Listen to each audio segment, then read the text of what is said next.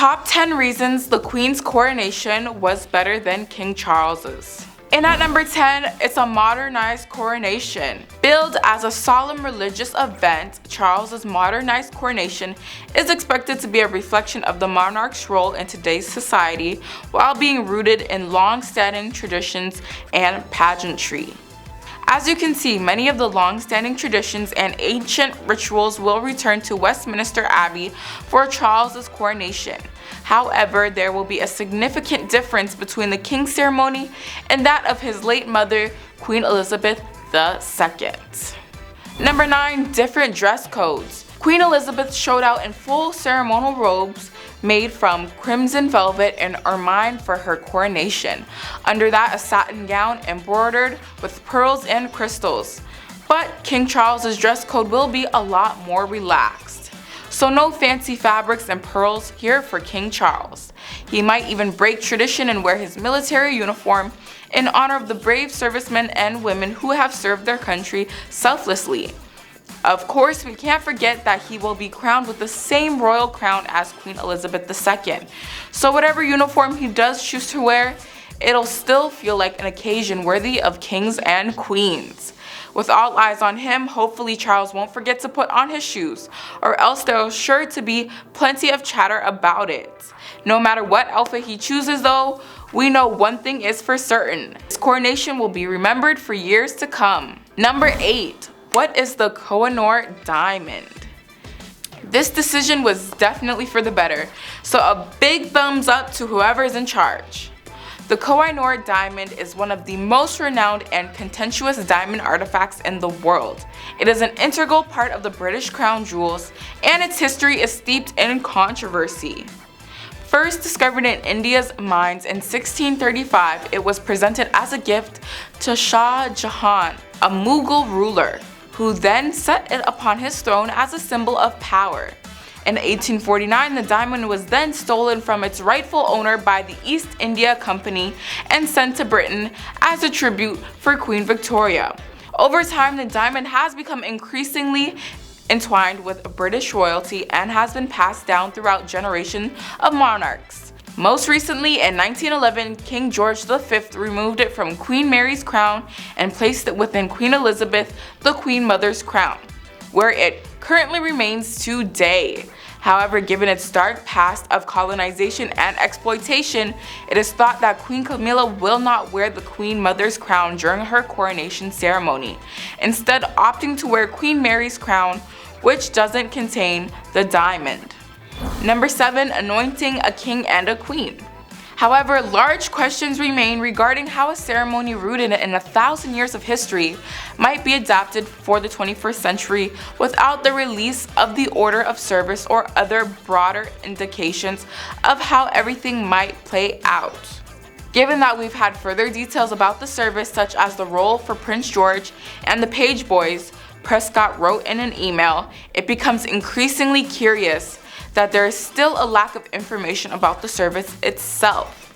It is widely believed that the service will be shorter than Elizabeth's 1953 coronation, which lasted 3 hours, but how long will it take? Even though royal ceremonies typically begin around 10:30 or 11 a.m., no start time has been specified.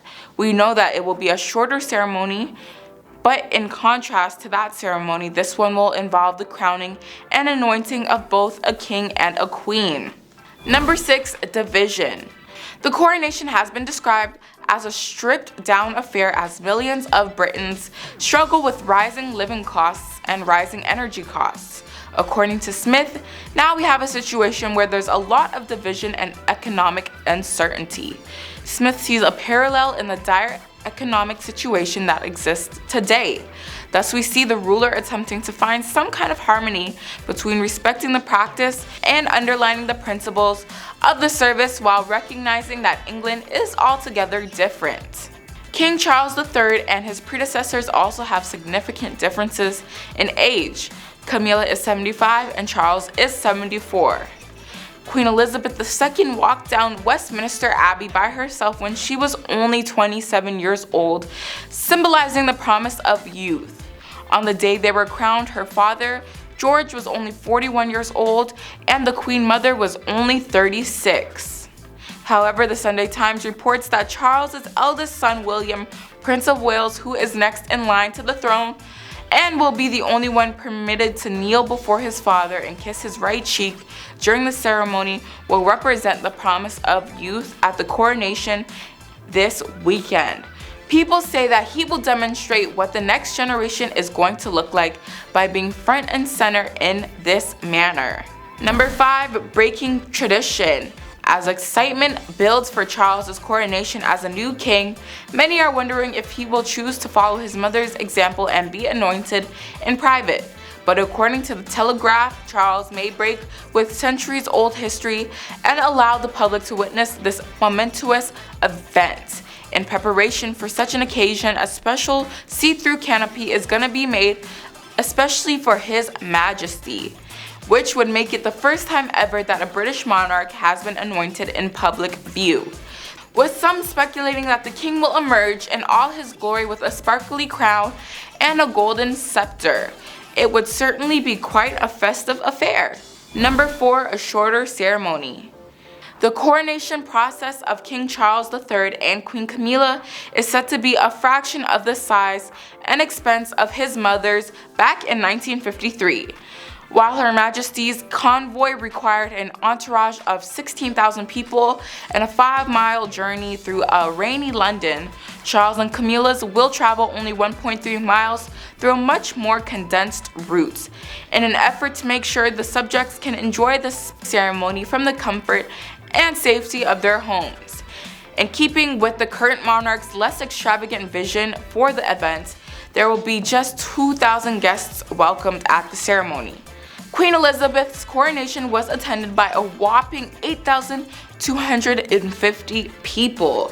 The estimated cost for Queen Elizabeth's coronation was about $2.9 million, or get this, about $92 million in today's money. But Charles's ceremony is expected to be significantly cheaper due to its shortened length, hopefully allowing taxpayers to at least keep some of their hard-earned cash. Coming in at number 3, the Queen's was one of a kind.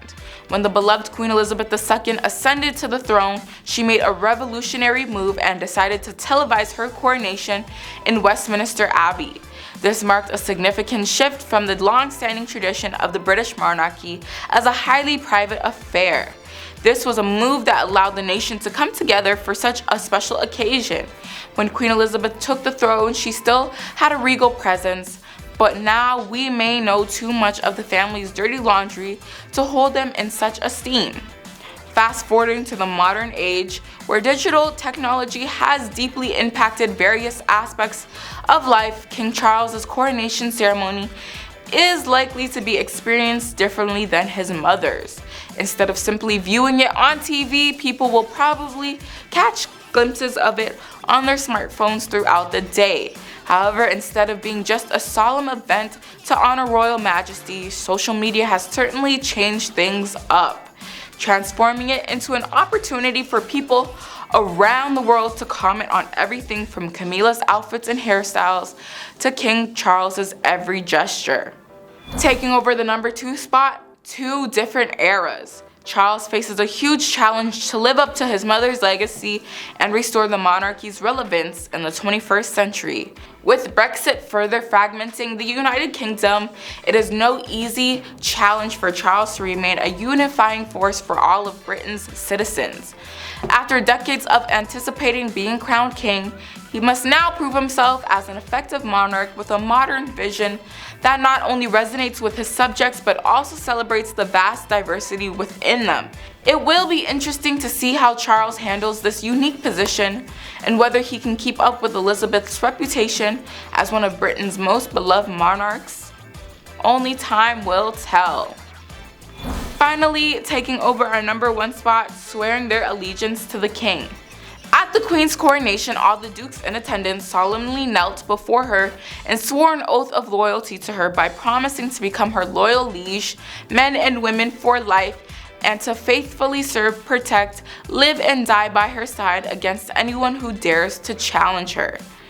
As a sign of their commitment, the dukes vow to bear truth and faith unto Her Majesty.